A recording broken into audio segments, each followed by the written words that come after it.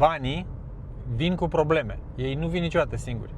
Cum ajungi tu din punctul A în punctul B, ce se întâmplă în punctul B și care ar fi soluția, ce ar trebui să faci astfel încât în punctul B chiar să te simți mult mai bine și să te simți fulfilled, adică să zici, da, am ajuns în punctul B, totul e perfect, mergem înainte și mă uit spre punctul C. Păi să zicem că tu acum ești în A, să luăm un exemplu așa, să zicem Georgica e în punctul A. Se simte el confortabil tot, are o familie pusă la punct, 2 copii, deși a făcut datoria față de societate, față de planetă, față de familie, totul e confortabil. Și se gândește Georgica că ar trebui să ajungă în punctul B. Cum să ajungă în punctul B? Păi îi trebuie mai mulți bani, adică să treci dintr-un stadiu în celălalt. Poate să facă mai multe lucruri, I don't know, să întâmplă o minune, îi se mărește salariul la servici, mai face un job după ce se termină programul de lucru, sâmbătă, duminica treaba lui, sau îi trimite mătușa Tamara din America bani. Îi crește lui income-ul ăsta și poate să treacă în punctul B, sau cel puțin așa se gândește el că poate să treacă. Deci se gândește Georgica, ok, ce pot să fac acum? Păi ia să iau eu o mașină la nevestică, să nu mai mă întrebe pe mine, să nu mai mă solicite pe mine când are nevoie de ceva.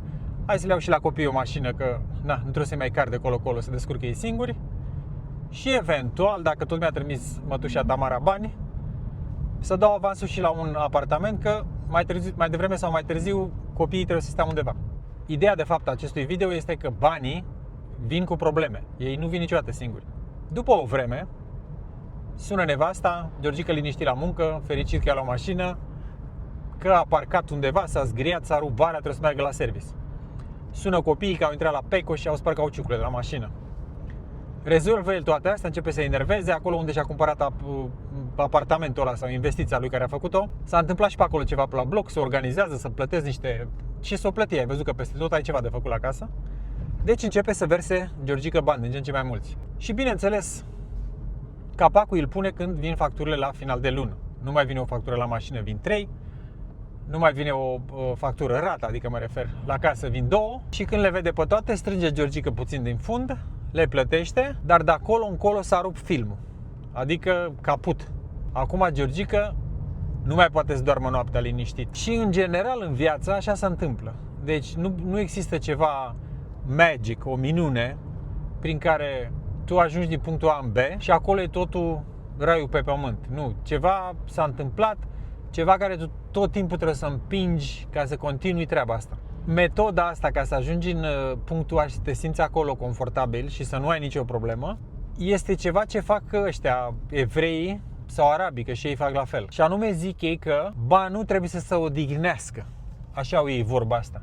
Ce înseamnă asta este că tu când ajungi în punctul B și au venit banii aia de unde au venit ei, pur și simplu nu trebuie să iei nicio acțiune. Deci îi lași acolo.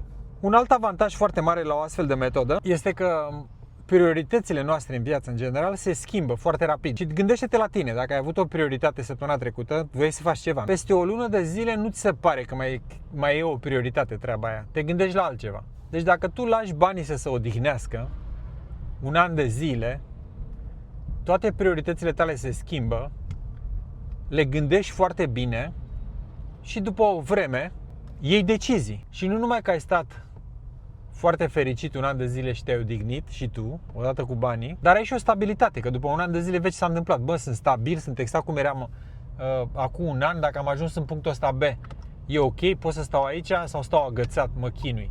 Nu te grăbi niciodată.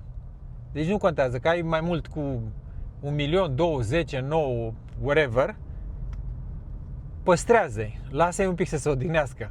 Nu te grăbi cu ei, nu te duce rapid, mamă, trebuie să fac asta, că dacă nu mor. Nu moare nimeni, nu se întâmplă nimic, pur și simplu ești exact cum ești acum, chiar dacă ți se pare că ceva e o prioritate, o urgență, ceva care crepi dacă nu-l rezolvi, nu e adevărat. Deci nu o să crape nimeni, nu moare nimeni. Poți să stai acolo, tu îți vezi treaba ta o vreme, după care iei o decizie. Ai trecut printr-o astfel de situație, adică ai fost pus, nu știu, s-a întâmplat ceva, ai făcut o sumă de bani, te-ai dus pac a doua zi și ai aruncat undeva sau ai așteptat, te-ai ținut, te-ai gândit, te-ai investit cu cap.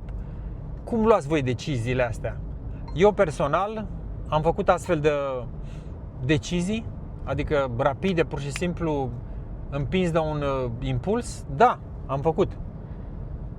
Și tocmai de-aia le spun aici pe video că poate voi, cei care le ascultați, nu o să le faceți. Dacă le-ați făcut deja, puneți în comentarii. Explicați ce ați făcut greșit. Nu trebuie să ne luăm viața la analizat. Că uite, stai și m-am gândit și nu trebuia să fac aia, nu trebuia să-mi cumpăr aia, ci pur și simplu de acum încolo. Mulțumesc că vă uitați la video, ne vedem în video următor, v-am pupat, pa!